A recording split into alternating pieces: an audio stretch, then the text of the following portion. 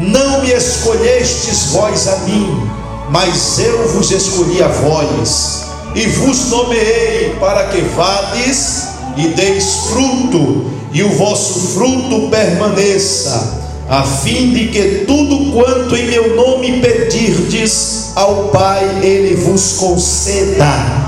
Oh, aleluia! Vamos ler só apenas a parte A do versículo, que diz assim: não me escolhestes vós a mim, mas eu vos escolhi a vós. Vamos lá repetir só essa parte. 1, 2, 3, todos. Não me escolhestes vós a mim, mas eu vos escolhi a vós. Amém. Não me escolhestes vós a mim, mas eu vos escolhi a vós. Amém? Mas eu vos escolhi a vós. Pode tomar o seu assento. Queridos irmãos, é sabido de todos nós outros que a Bíblia é uma coleção de livros, e a Bíblia é o santo livro sagrado, divino, inspirado pelo Espírito Santo. A Bíblia tem o mesmo poder que Jesus Cristo tem. A diferença da Bíblia e de Jesus Cristo é que a Bíblia é a palavra de Deus escrita na terra, e Jesus Cristo é a palavra de Deus viva no céu. Se nós pegássemos a Bíblia e colocássemos embaixo dos livros, em uma biblioteca, ela seria o alicerce dos livros. Se nós pegássemos a Bíblia Sagrada e colocássemos no meio dos livros, ela seria a coluna dos livros. Se nós pegássemos a nossa Bíblia Sagrada e colocássemos em cima dos livros, ela é e sempre será o livro dos livros. A Bíblia é o mapa do viajante, é a bússola do piloto. Por ela, o paraíso é descoberto, o inferno é revelado, a salvação em Cristo Jesus é aplicada. E conhecemos que a Bíblia, por ser uma coleção de livros, contém 66 livros. Com os seus 66 livros, contendo nesta irrevogável mensagem de Deus, nós encontramos uma divisão: 39 livros conhecido como Antigo Testamento e 27 livros conhecido como Novo Testamento. Nos 27 livros que constituem o Novo Testamento, nós encontramos os 4 primeiros livros conhecidos como os 4 Evangelhos. O primeiro Evangelho é o Evangelho de Mateus, sim ou não? O segundo Evangelho é o Evangelho de Marcos. O terceiro Evangelho é o Evangelho de Lucas. E o quarto Evangelho, o Evangelho de São João. É certo que os 3 primeiros Evangelhos são conhecidos como Evangelhos sinóticos. Os sinópticos porque os 3 primeiros Evangelhos, Mateus, Marcos, Lucas, são parecidíssimos um com o outro. O que você acha em Mateus, você acha lá em Marcos. E o que você acha em Mateus e em Marcos, você acha em Lucas. Eles fazem uma vista geral, fazem uma ponte de um para outro. Mas o quarto evangelho, que é o Evangelho de João, onde nós lemos, é destacado dos outros 3 primeiros evangelhos. E nós sabemos que o Evangelho de Mateus foi escrito para os judeus. Mateus, ele se esforçou em escrever o seu santo Evangelho segundo Jesus Cristo para os seus compatriotas, e é por isso que ele traz a genealogia de Jesus Cristo. Pastor, eu não sei o que é uma genealogia. É um registro de um antecessor. Ele vem provando no Evangelho de Mateus, no capítulo 1, que Jesus Cristo veio da linhagem de Davi. O segundo Evangelho não foi escrito para os judeus, igual o de Mateus, mas o de Marcos, segundo o historiador João Marcos, foi um soldado romano que se converteu ao cristianismo. Então o Evangelho de Marcos foi direcionadamente escrito para os romanos.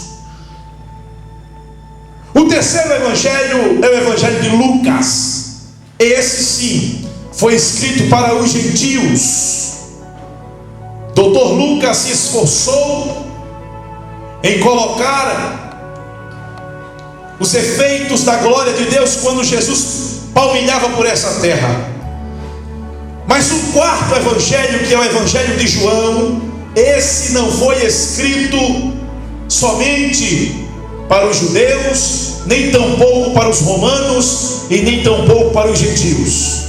O Evangelho de João foi um evangelho escrito para as pessoas, para os cristãos que já estavam familiarizados com o Evangelho. Foi escrito direcionadamente para a igreja do Senhor Jesus Cristo. E João, ele fez a questão, pastor Elton, de registrar esses títulos do bom mestre, quando ainda estavam com eles aqui nessa terra. João, ele se esforçou para registrar as palavras de Jesus, quando Jesus agora reúne um dia os seus discípulos e olha no olho de cada um e diz assim: não me escolhestes vós a mim, mas eu vos escolhi a vós. Presta atenção aqui, irmãos. João se esforçou para registrar essas palavras de Jesus. Quem foi que falou essas palavras, pastor? Foi Jesus. E o que foi que ele falou para os discípulos, pastor? Não me escolhestes vós a mim, mas eu vos escolhi a vós. Glória a Deus. Eu gostaria de pregar nesta noite na ótica de um tema: a última escolha de Deus. Olhe para o seu irmão, chacoalha ele, quem sabe ele está com um pouco de frio, e diz: você é a última escolha de Deus. Mas diz com graça: é a última escolha de Deus. Nós somos a última escolha de Deus. Queridos irmãos, Deus me deu esta palavra, me conferindo Deus esta palavra, eu peço a ajuda do poderoso Espírito Santo para dissertar esta mensagem. Mas eu pesquisando, eu encontrei 3 tipos de escolhas. O primeiro tipo de escolha que eu encontrei é conhecida como livre-arbítrio, a escolha do homem. O segundo tipo de escolha que eu encontrei é a escolha conhecida como democracia, escolha do povo. Quando o povo está reunido, escolhem a quem eles querem eleger, chegam a um consenso mútuo, coletivo, e ali decidem. O terceiro tipo de escolha que eu encontrei foi na Bíblia Sagrada, conhecida como teocracia. Esta não é a escolha do homem, humana, individual. Esta não é a escolha de um governo coletivo como a democracia. A teocracia é o governo divino, aonde Deus escolhe para levantar e aonde Deus tira para humilhar. Na teocracia é Deus que reina. Na teocracia é Deus que aponta com o dedo e diz: é esse que eu quero. Na teocracia Ele não aceita pitaco de ninguém. Na teocracia é Ele que decide tudo. Na teocracia é Ele que levanta, é Ele que exalta, é Ele que tira do pó. Aleluia, bendito seja o nome do Senhor. A teocracia é a escolha de Deus, e nós encontramos aqui o próprio Cristo escolhendo, ou seja, fazendo a última escolha de Deus aqui na terra. Nós sabemos, queridos irmãos, que Deus vem se esforçando no decorrer da história, escolhendo pessoas para cumprir e para executar o seu ministério aqui na terra. E as escolhas de Deus, de lá para cá, se você pegar do Gênesis ao Apocalipse, você vai ver Deus se frustrando muitas vezes em suas escolhas. A Bíblia diz que Deus fez o homem à sua imagem e semelhança. Deus escolheu do pó da terra, colocou as suas mãos ali no barro, e agora forma o homem. E a Bíblia diz que o homem ali está formado. Deus sopra o fôlego divino em suas narinas, e agora Deus vê que era bom o homem ali. Ele se agrada de ter feito aquele homem. A Bíblia diz que ele diz: agora far-lhe-ei uma disjuntora, para que ele não viva só. Faz cair um sono sobre Adão. Aleluia. E a Bíblia diz que na costela de Adão o Senhor forma a sua companheira, a Eva. Deus escolheu aquele casal, deu-lhe o livre-arbítrio. Mas a Bíblia diz que aquela escolha de Deus, que Deus fez para que aquele casal glorificasse o nome dele, aquela escolha de Deus ali no Éden, no jardim do Éden, pecou contra o Senhor. A Bíblia diz que eles caíram no pecado, e agora a carne estava corrompida. Não tem problema. A Bíblia diz que um certo dia o próprio filho de Adão, por nome de Abel, estava oferecendo um holocausto, e o outro, seu irmão, por nome de Caim, oferecia também o seu holocausto e o seu sacrifício. A Bíblia diz que Deus recebeu a oferta, o dízimo, o holocausto de Abel, e rejeitou a oferta, o dízimo de Caim. Por que, pastor? Porque Deus escolheu de Abel e rejeitou de Caim, porque Abel ofereceu de coração, ofereceu as primícias, porém Caim ofereceu o resto. Deus não é Deus de resto, Ele é Deus de primícias. Deus não é Deus de coisas pequenas, Ele é Deus de coisas grandes. Deus complica, descomplica, e depois Ele mesmo vem e explica.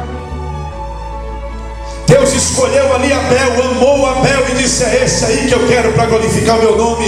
A Bíblia diz que Caim ficou com muita inveja no seu coração e foi lá e matou a outra escolha de Deus por nome de Abel.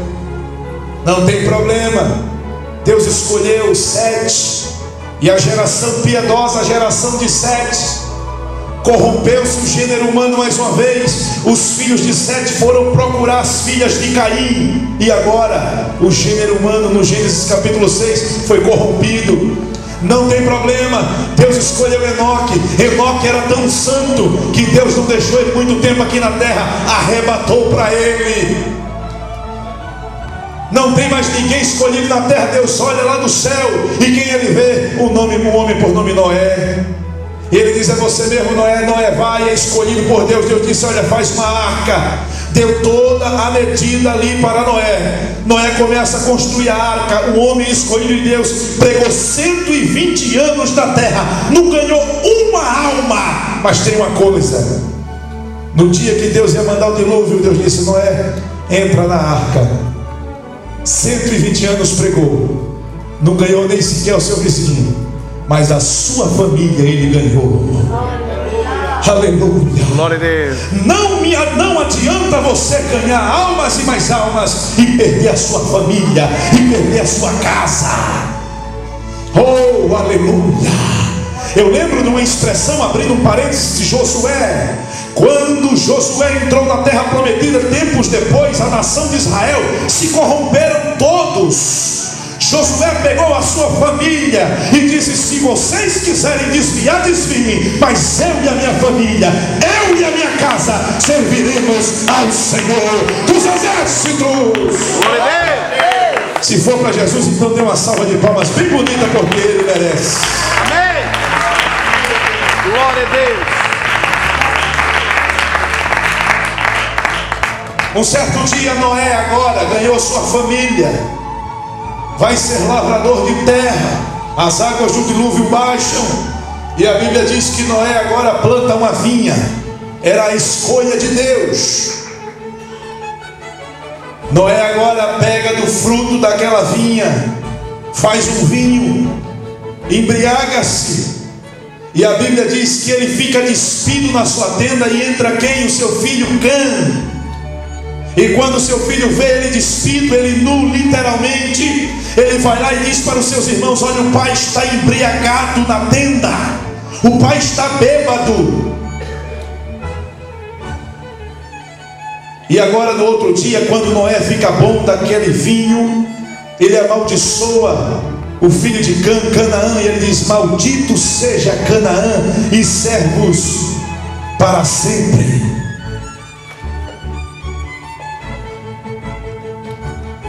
Deus apostou em Noé. Noé amaldiçoou o seu filho e o seu neto.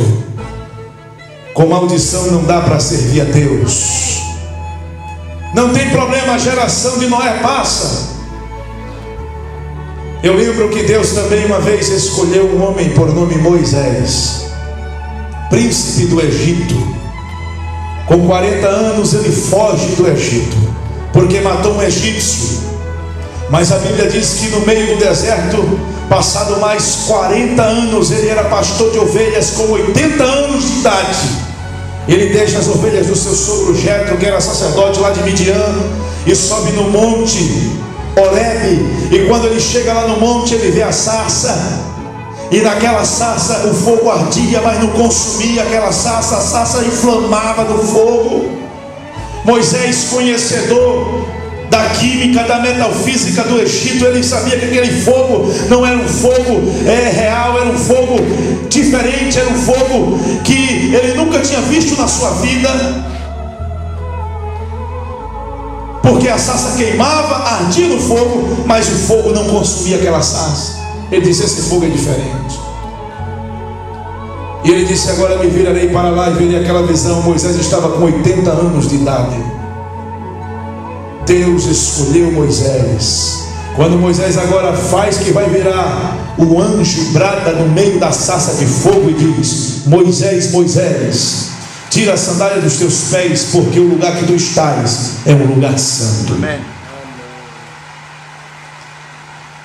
Eu vi atentamente, tenho visto atentamente a opressão do meu povo. Eu conheço as suas dores, eu sei de tudo quanto eles estão passando. Agora eu quero te levantar, Moisés, para ir libertar os filhos de Israel, que já estão sofrendo aproximadamente 430 anos no Egito. E Moisés disse: mas eu não sei falar, Senhor, porque eu sou pesado de língua. Moisés disse: eu sou o que sou, Moisés. Quando você chegar lá no meio dos filhos de Israel, diga que o eu sou me enviou a eles. E a Bíblia diz que Moisés agora chega no Egito, liberta o povo, atravessa o mar vermelho em pé enxuto. Aproximadamente 35 anos eles estão ali peregrinando no deserto. 36 anos, 37 anos, 38 anos, 39 anos, faltando praticamente um ano para entrar na terra prometida. Moisés um dia sobe lá no monte e nunca mais volta. Cadê a escolha de Deus, pastor? O povo fica sem líder. Queridos, Deus também uma vez escolheu Davi.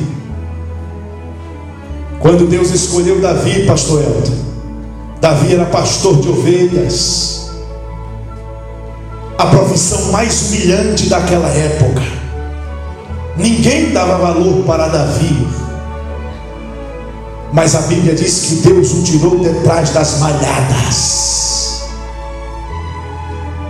Deus escolheu Davi do campo e disse: eu vou te fazer um rei sobre Israel. Queridos, a Bíblia diz que Davi cresce em todo o seu conhecimento, e o rei de Israel naquela época era Saul. Saul persegue Davi porque sabe que Davi tinha uma chamada, que Davi era uma escolha de Deus para reinar, para reger a nação israelita. Então o rei Saul fica com inveja e fica com seu coração